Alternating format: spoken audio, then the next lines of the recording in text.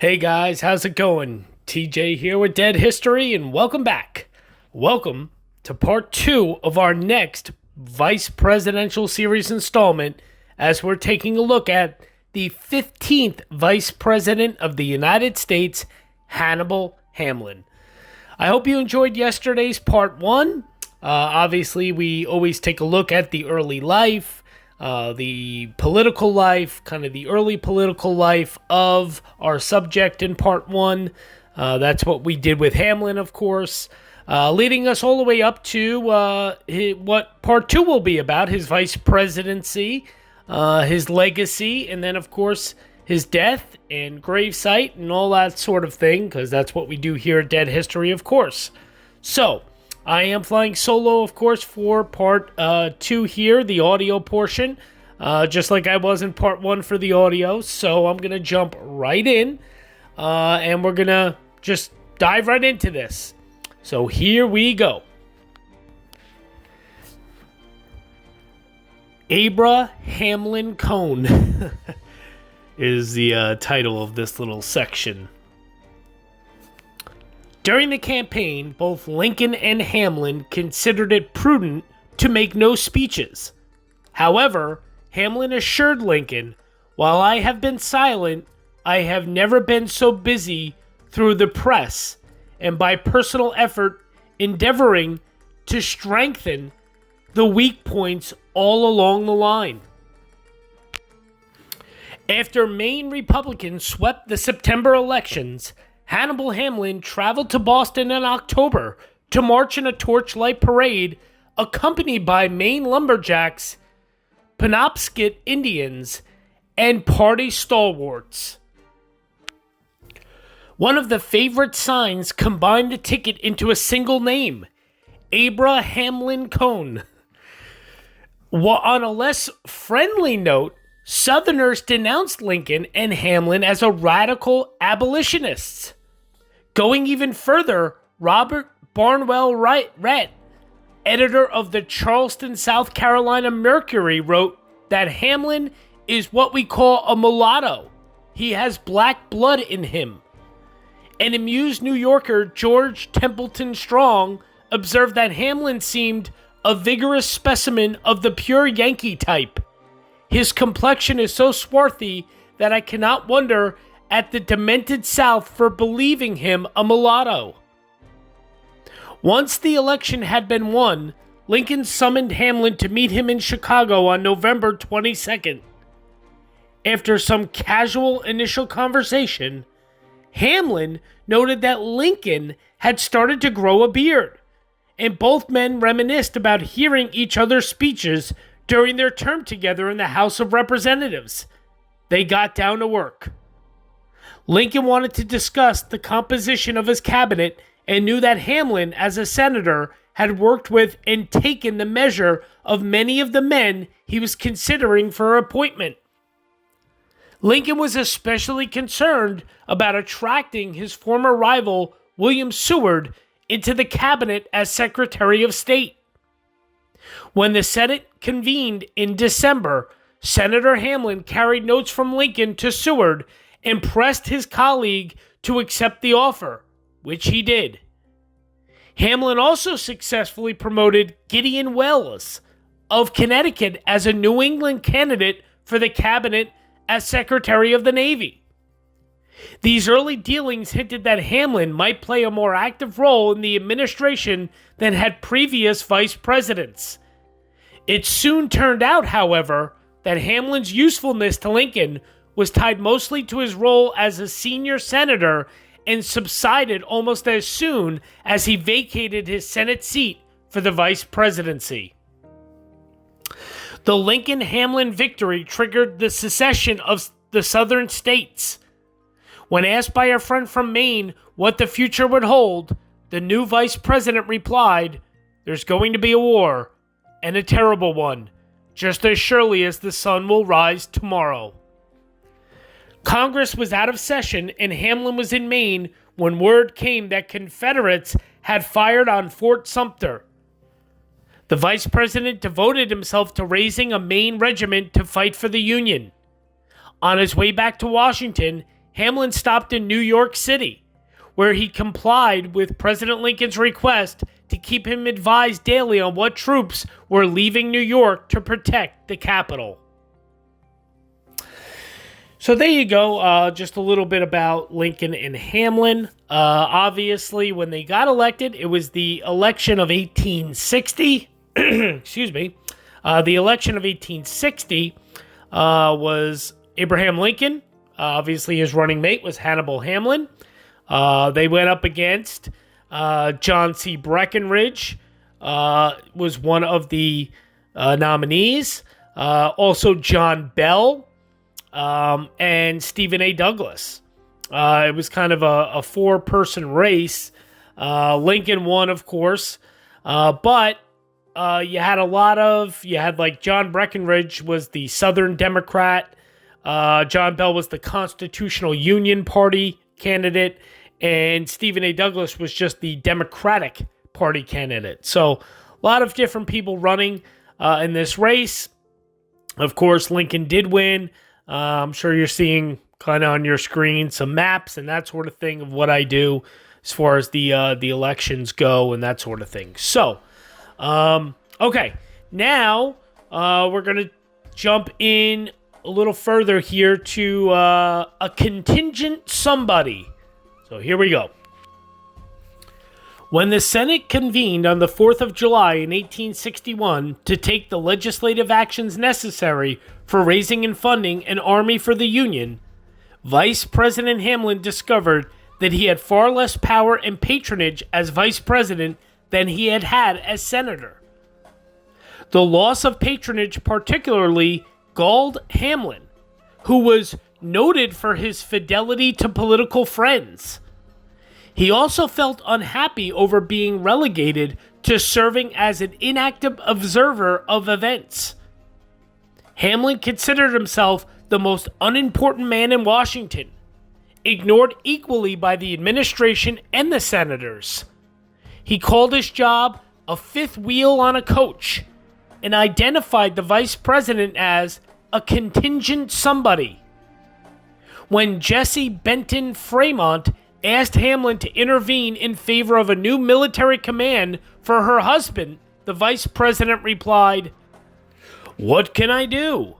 The slow and unsatisfactory movements of the government do not meet with my approbation, and that is known.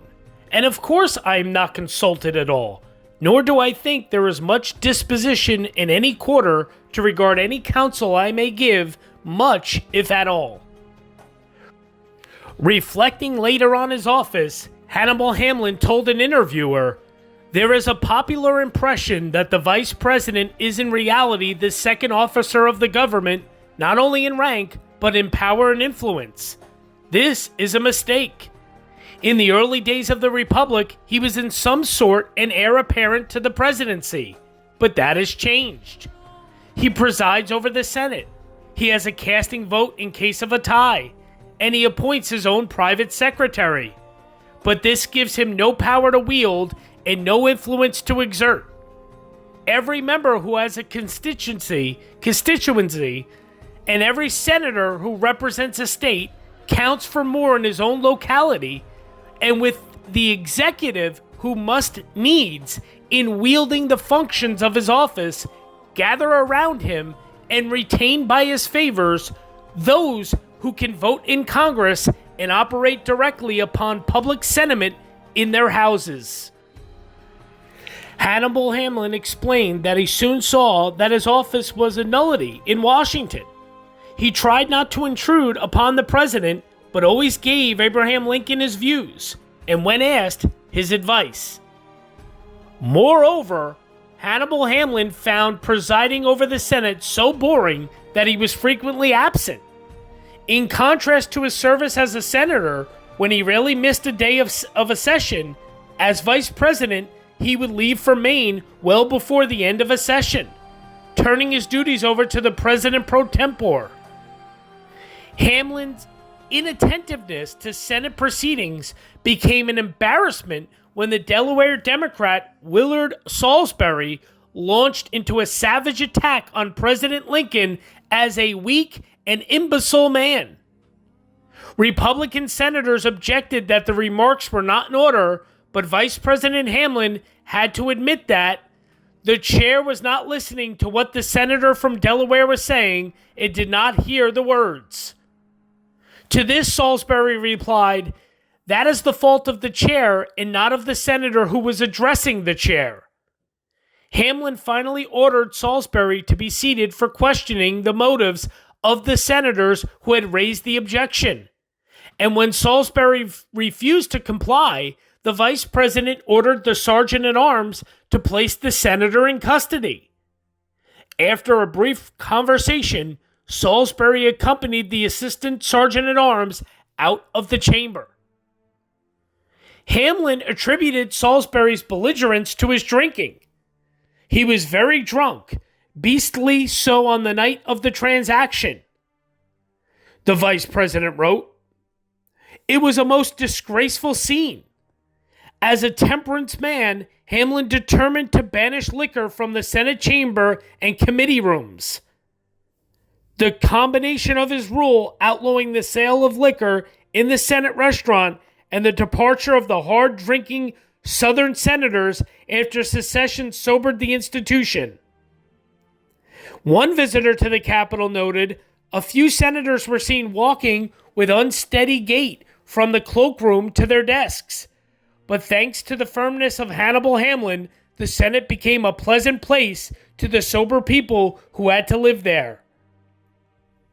Throughout the war, Hannibal Hamlin identified with the frustrated congressional radicals than with the more cautious President Lincoln. He identified more with the frustrated congressional radicals. Those around Lincoln concluded that the vice president was not in close sympathy with the president, but was known as one who passively rather than actively strengthened a powerful cabal of Republican leaders in their aggressive hostility to Lincoln and his general policy. Lincoln did not appear to hold this against Hamlin.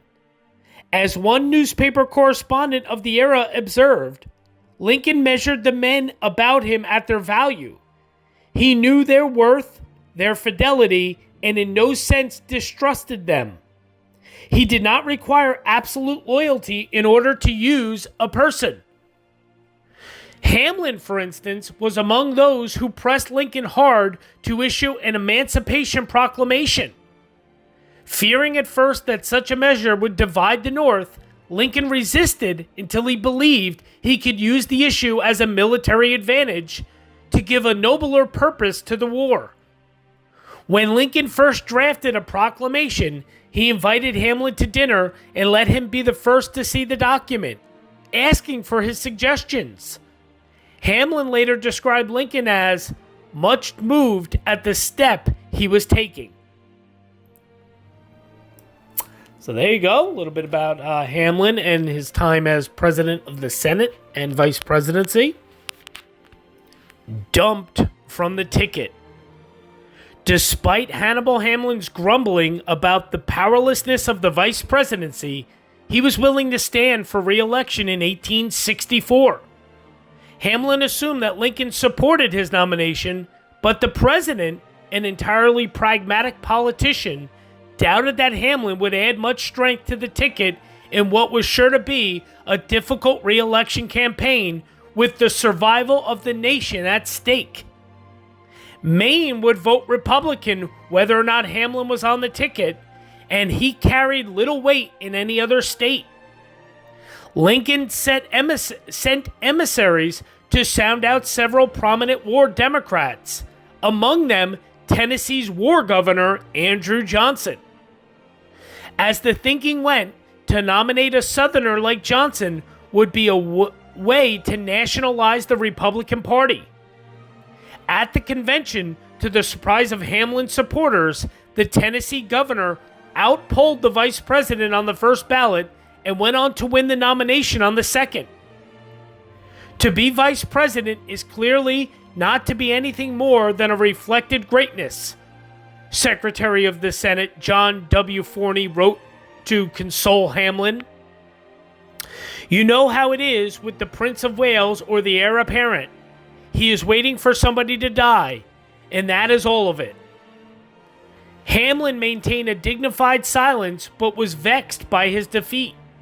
Years later, he wrote, "I was dragged out of the Senate against my wishes, tried to do my whole duty, and was then unceremoniously whistled down the wind. While I have never complained to anyone, I did not fail to feel and know how I was treated." During the summer of 1864, the lame duck vice president briefly served in the Union Army. When the war began in 1861, Hamlin had enlisted as a private in the Maine Coast Guard. His unit was called to active duty in 1864 in order to report to Fort McClary at Kittery, Maine. Although Hamlin could have accepted a purely honorary place on the roll, he insisted upon active service. "I am the Vice President of the United States, but I am also a private citizen, and as an enlisted member of your company, I am bound to do my duty." He added, "I aspire only to be a high private in the rear ranks and keep step with the boys in blue." Promoted to corporal, Hannibal Hamlin reported on July 7th, drilled, and did guard duty and kitchen patrol along with the rest of the enlisted men. As vice president, however, he was assigned to officers' quarters. When his tour of duty ended in September, he left the company to campaign for the Republican ticket, first in Maine and then down through New England to New York and Pennsylvania, doing what he could to aid Lincoln's reelection. In the vice president's room in the Capitol on Inauguration Day, Hamlin's successor, Andrew Johnson, approached him with a request. "Mr. Hamlin, I am not well and need a stimulant," he said. "Have you any whiskey?" Hamlin explained that he had prohibited the sale of liquor in the Capitol, but when Johnson pressed his request, a messenger was sent to procure a bottle. Johnson poured a tumbler and downed it straight, then had 2 more drinks before going onto the Senate floor to give an embarrassingly drunken inaugural address. Recounting the scene later, Hannibal Hamlin privately commented that if Johnson ordinarily drank that way, he must be able to stand a great deal. A few weeks after Hamlin returned to Maine, on the morning of April 15th of 1865, he encountered a group of sorrowful men on the street in Bangor, Maine, who informed him that Lincoln had been assassinated. Hamlin boarded a steamer for Washington to attend the president's funeral. At the White House, he stood side by side with Andrew Johnson at Lincoln's casket, causing those who saw them to note the irony that Hamlin had within a matter of weeks missed the presidency.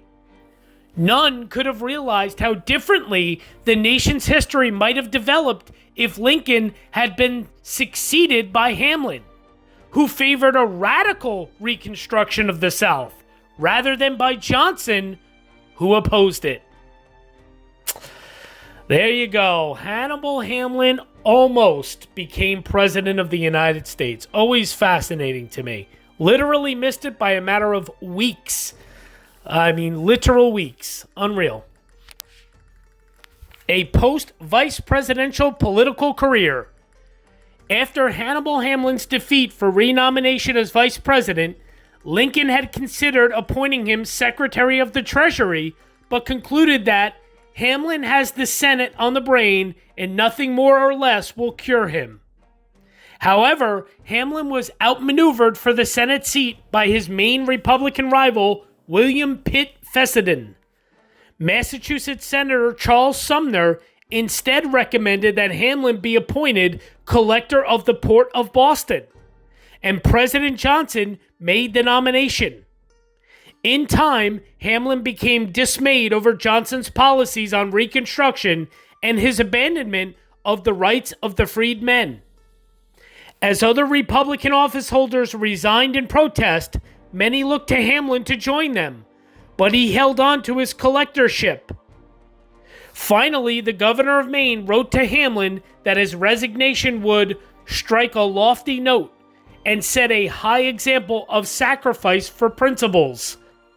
Realizing that his political future depended upon distancing himself from Johnson, Hannibal Hamlin abandoned the office with a blast at the president.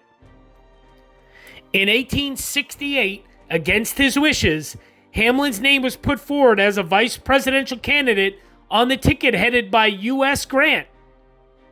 But the nomination went to House Speaker Schuyler Colfax. At last, in 1869, Hamlin was elected to another term in the Senate.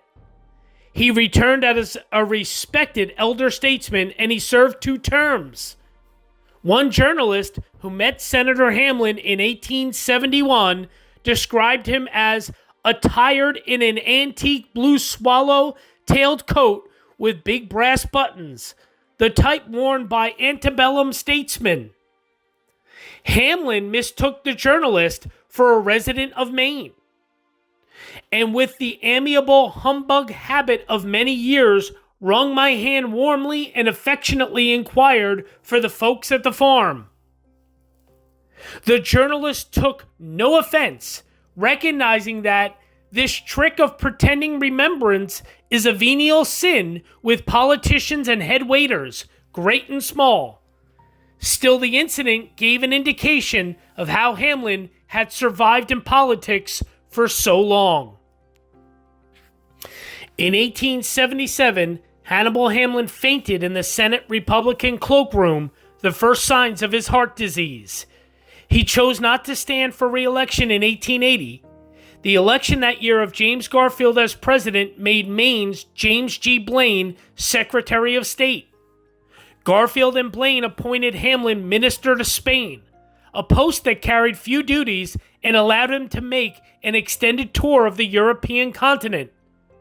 The most amusing part of his brief diplomatic tenure was that the various foreign ministers he met seemed to regard as of great importance the fact that he had served as vice president. Hamlin retired from public service in 1882. He made his last public appearance at a Republican Club dinner at Delmonico's in honor of Lincoln's birthday in February of 1891. There he was toasted as the surviving standard bearer of 1860, to thunderous applause. A few months later, on the 4th of July in 1891, 30 years to the day after he convened the Senate at the start of the Civil War, Hannibal Hamlin walked from his home to the Tarratine Club of Bangor, Maine. He had founded the social club, served as its president, and went there every afternoon except for Sunday to play cards.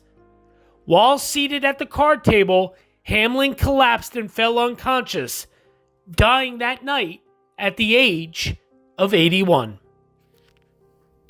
I wanted to read this one little bit here about Hannibal Hamlin taking the vice presidential oath.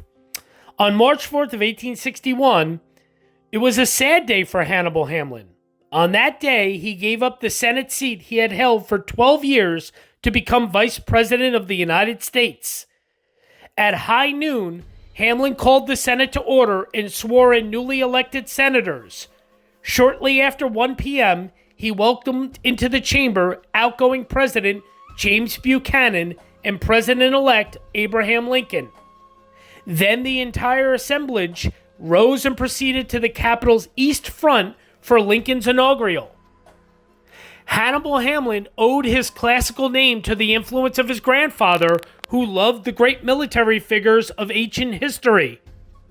Tall, with piercing black eyes and olive-colored skin, the courteous and affable Hamlin proved to be a natural politician. In 1860, as Republican Party leaders worked to arrange a successful presidential ticket, they decided that Hamlin, a former Democrat from Maine, would politically and geographically balance Lincoln, a former Whig from Illinois. When an excited ally interrupted Hamlin at a card game in Washington to give him news of his nomination in Chicago, The irritated senator complained the interruption ruined the only good hand he had all evening. With great reluctance, he accepted the offer. After his election, Lincoln tapped Hamlin's experience as an influential senator for leads about suitable cabinet choices. Based on this early collaboration, some speculated that Lincoln might actually make effective use of his vice president. They were wrong. Hamlin's value to Lincoln was as a senior senator. Once Hamlin took up his vice presidential duties, his usefulness ended. Although he hated being vice president, he again sought the nomination in 1864. Party leaders, however, dumped him. Maine was by then safely Republican in favor of Andrew Johnson from the politically crucial border state of Tennessee. With little to do as vice president, Hannibal Hamlin had enlisted as a private in the Maine State Coast Guard at the start of the Civil War. In 1864, his unit was called to active duty. Promoted to corporal, the vice president drilled troops, guarded buildings, and peeled potatoes. When his 3-month tour ended in September, he rejoined the political ranks to campaign for the ticket of Lincoln and Johnson. Abraham Lincoln once said, "Hannibal Hamlin has the Senate on the brain and nothing more or less will cure him." On March 4th of 1869, Hamlin happily resumed his old seat in the Senate and pronounced himself cured. I absolutely love the fact that as vice president, he served in the Civil War. Vice President Hannibal Hamlin was called to active duty in the Maine militia in the summer of 1864 during his vice presidency. He served as a guard and a cook and was promoted to corporal before he was discharged. It's unbelievable. It's so fascinating to me. It really is. Very cool stuff. So let's see what else I can read here. Hamlin was nominated by the Republican Party to serve as Vice President of the United States in the 1860 presidential election on a ticket with former Representative Abraham Lincoln. Let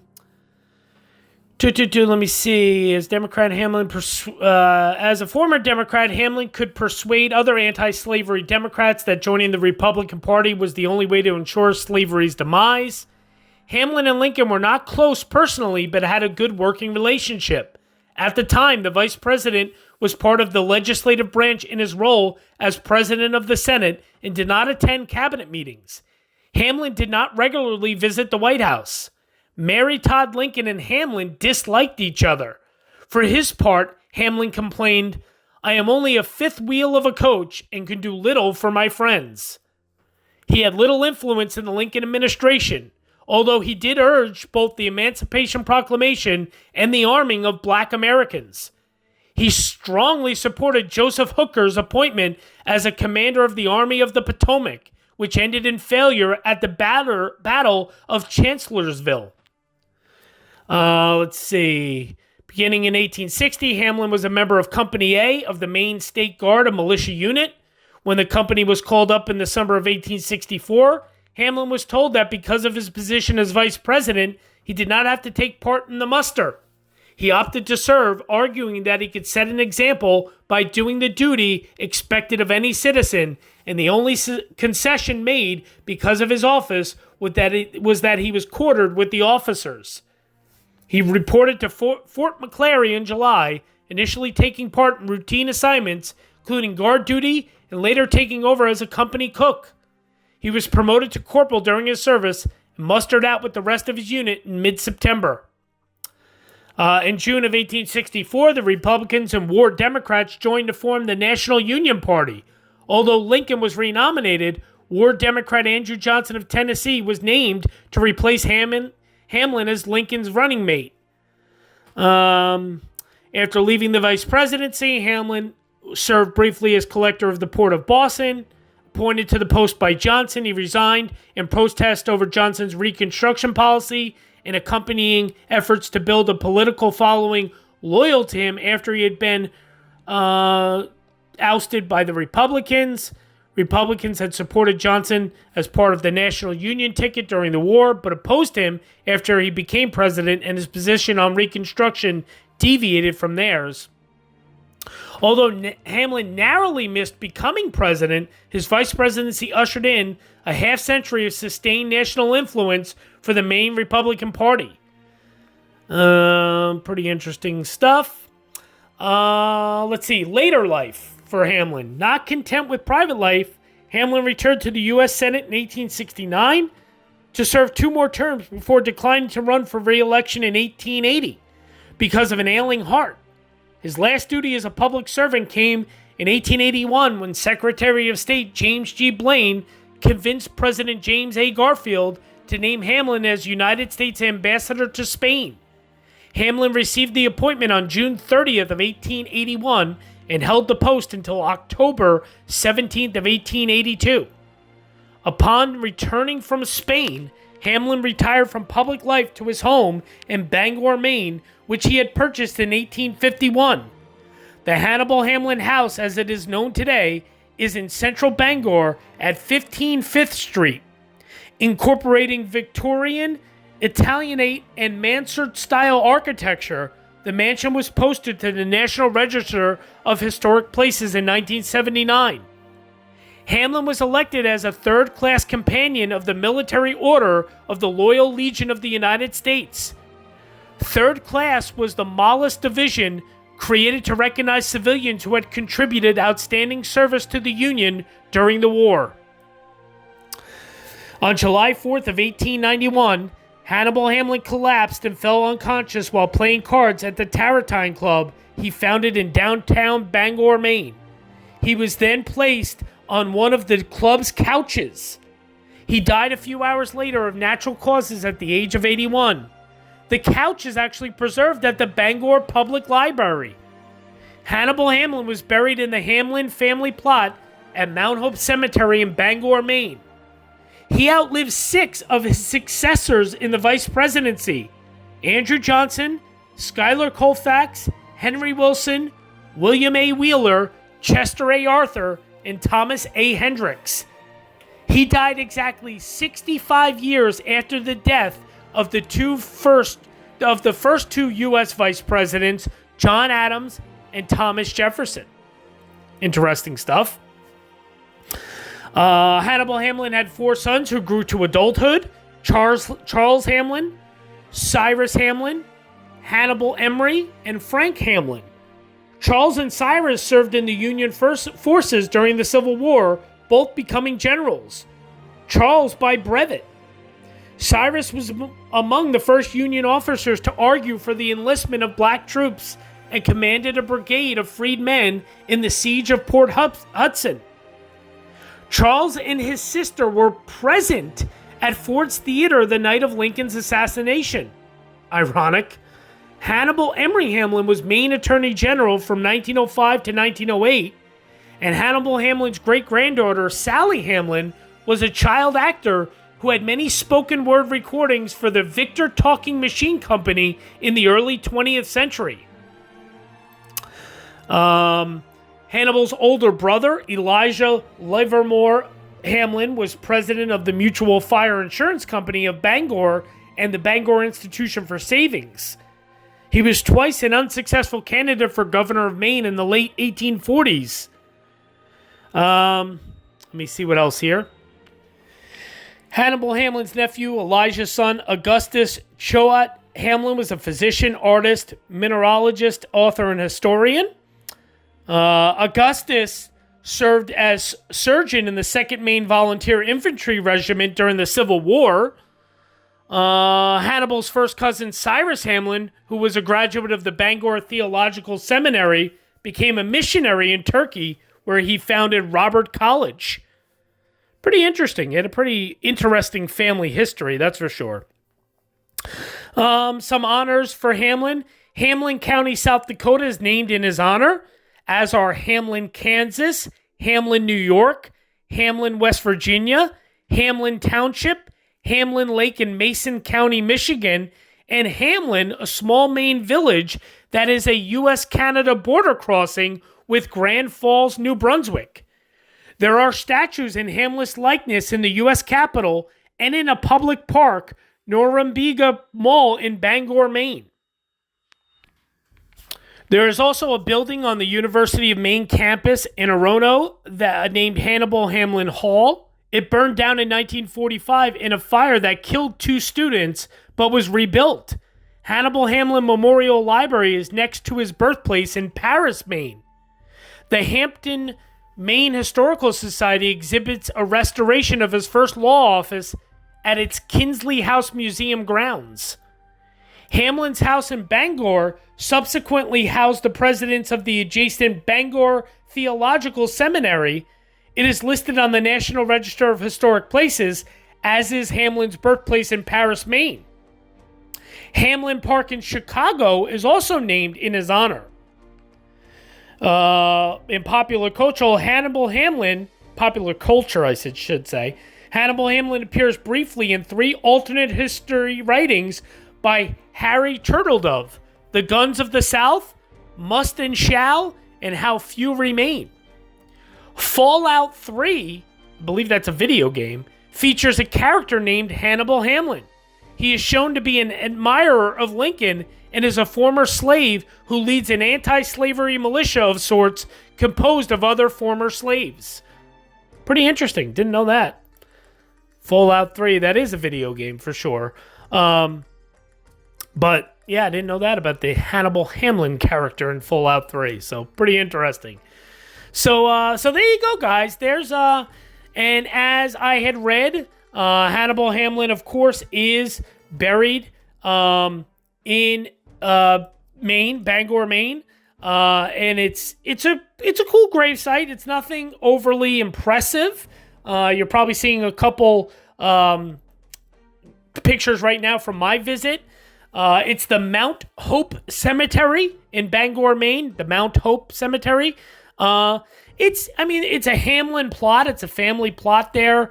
His is kind of the big sarcophagus there in the middle. You'll see from the pictures. Again, it's cool. It's nothing tremendous. It's actually one of the last. It's one of the last vice presidential graves I ever saw. Since it's all the way up there in Maine, it was one of the last ones I actually saw. So, pretty cool stuff. That's about it, guys.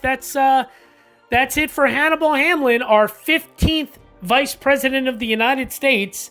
Pretty cool stuff. A man who literally was only weeks away from becoming the 17th President of the United States. Weeks. I mean, literally weeks. So, and we would have had President Hannibal Hamlin. Still one of the coolest names ever in history, I think, but that's just my opinion. So, there you go, guys. Stay tuned. Some bonus footage. And of course, then stay tuned for next week, because next week is going to be our next Vice Presidential Series installment. And who do we have next? People always wonder, well, who's coming up next? Technically, it would be Andrew Johnson, but we're not doing him because we already did him. So the next is actually going to be the 17th Vice President, who's going to be Schuyler Colfax. So pretty interesting. Indiana Schuyler Colfax. Stay tuned for that. Thanks, guys. Thanks for all the support. Thank you for everything you do. Keep those comments and questions coming. We love them. And yes, I can't thank you. We appreciate you so much. Can't thank you guys enough. And keep everything coming. And we will see you next week for our next Vice Presidential Series installment. Hope you enjoyed this one. Thanks, guys. Take care. Bye-bye.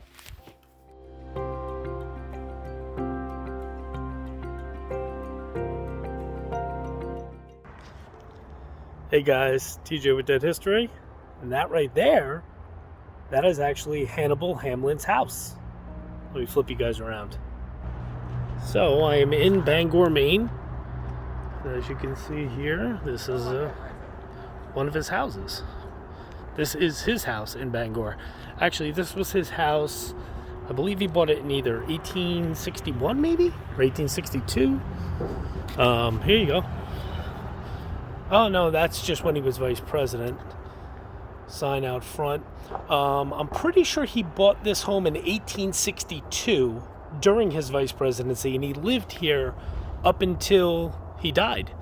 Obviously, he died here in Bangor. So, pretty cool. Just kind of show you, just kind of a normal street here. It's kind of a back end side view of it. Well, there you go, though. That's Hannibal Hamlin's house here in Bangor, Maine. Pretty cool stuff. Here's another side view of it. There's the door. Again, down the street. And all right, there you go, guys. Thanks.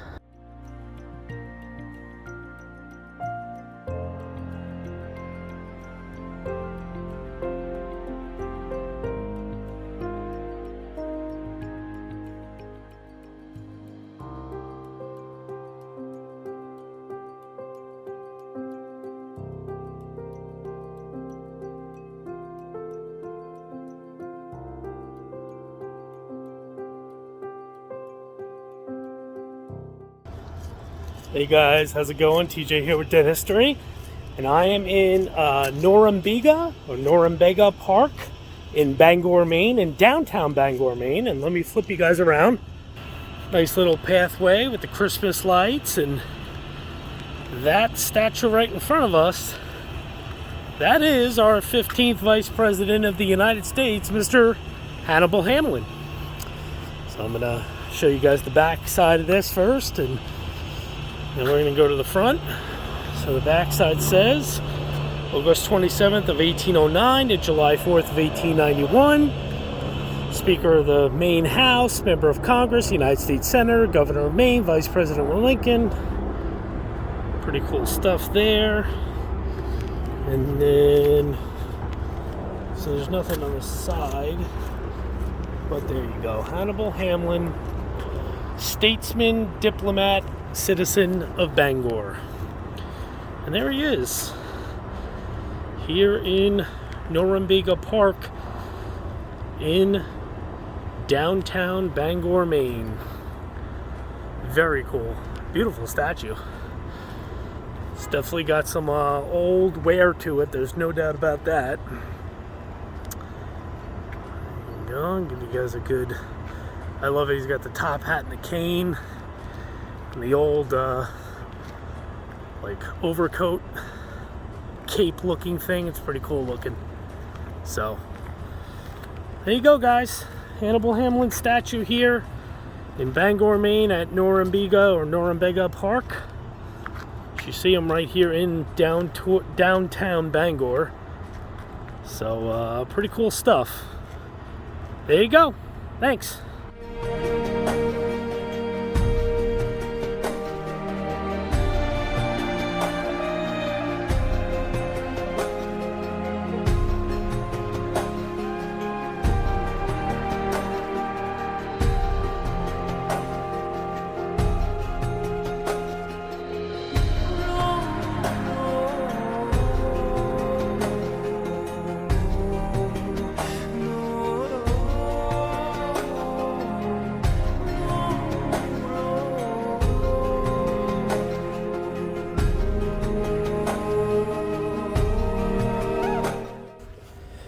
Hey guys, TJ here with Dead History, and I'm actually inside the Bangor Maine Library.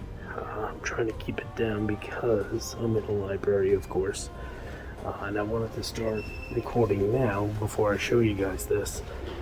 So I'm going to show you in a couple seconds here the actual couch that Hannibal Hamlin died on.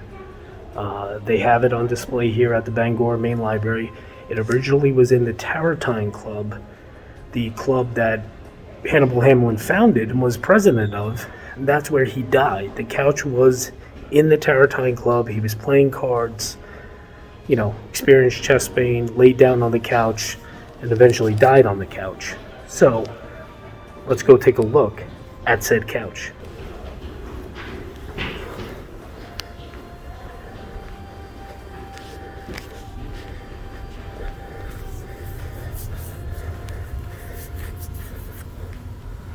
really nice library, and there it is right there. That is the couch.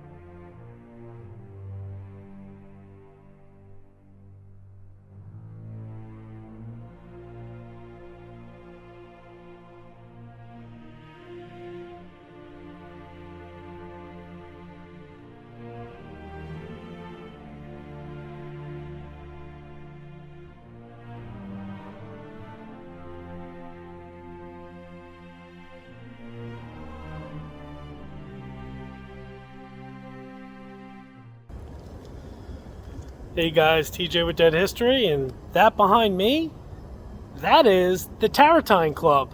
I'm going to flip you guys around. So yes, this is the Tarratine Club here in Bangor, Maine. This is the actual building where Hannibal Hamlin died. So that couch that I showed you, yes, that was the couch he died on. And that couch was inside of this building. I'm going to cross the street here. This is actually the club that he was very instrumental, Hannibal Hamlin, in founding. And of course, after that, he was president of the Tarratine Club and all that good stuff. So, pretty cool old building. But the couch was in here. As you see here, right in Bangor, Maine. Beautiful old building. But there you go, guys. The Tarratine Club. Very, very cool. I'd love to go in, but, you know, I don't want to disturb people. But there you go. That is the building, the Tarratine Club, where Hannibal Hamlin actually died. Here, let me see if I can do this. I might mess up the video too much. Sorry about that, guys. I'm back and forth with you. But there you go, guys. Thanks so much.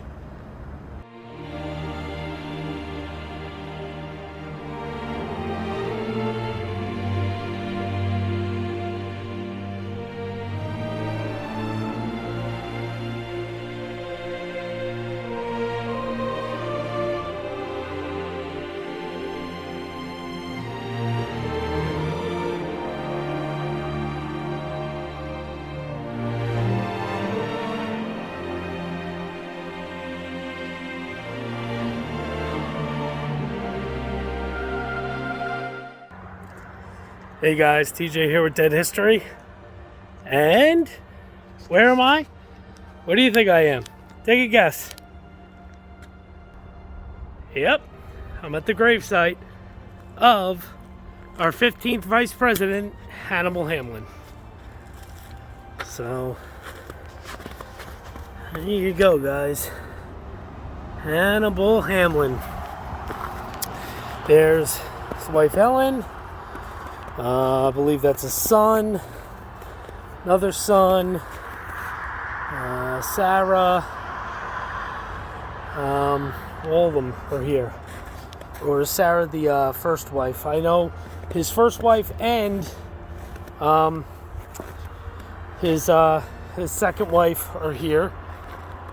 There you go, here's Hannibal here. There you go, though, guys, at the Mount Hope Cemetery in Bangor, Maine. There you have it, in this Hamlin family plot.